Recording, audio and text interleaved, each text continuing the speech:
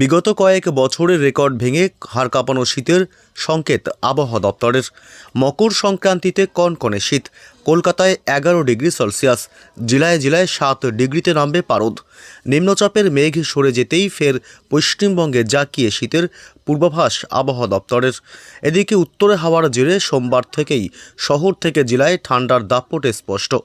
আলিপুর আবহাওয়া দপ্তর জানিয়েছে, মকর সংক্রান্তির দিন রাজ্য জুড়েই কনকনে ঠান্ডা অনুভূত হবে।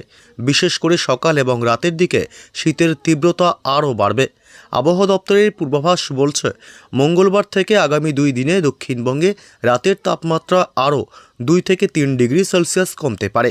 এর পরের 4 থেকে 5 দিনে তাপমাত্রার তেমন বড় পরিবর্তনের সম্ভাবনা নেই বাংলায়, অর্থাৎ পারদ স্বাভাবিকের নিচেই ঘোরাফেরা করবে। এদিকে উত্তরবঙ্গেও আগামী 1 সপ্তাহ রাতের তাপমাত্রায় বড় হেরফের হবে না বলেই জানিয়েছে আবহাওয়া দপ্তর।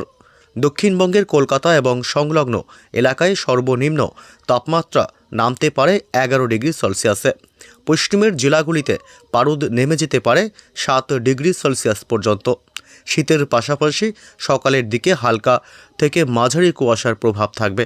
এর ফলে দক্ষিণবঙ্গের একাধিক জেলায় দৃশ্যমানতা কমে 999 মিটার থেকে 200 মিটার পর্যন্ত নেমে যেতে পারে।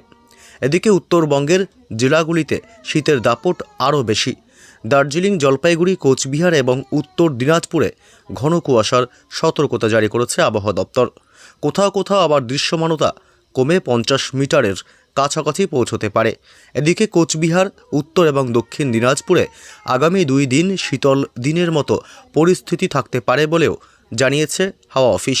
কলকাতায় ইতিমধ্যেই পারদ ওঠানামা করছে।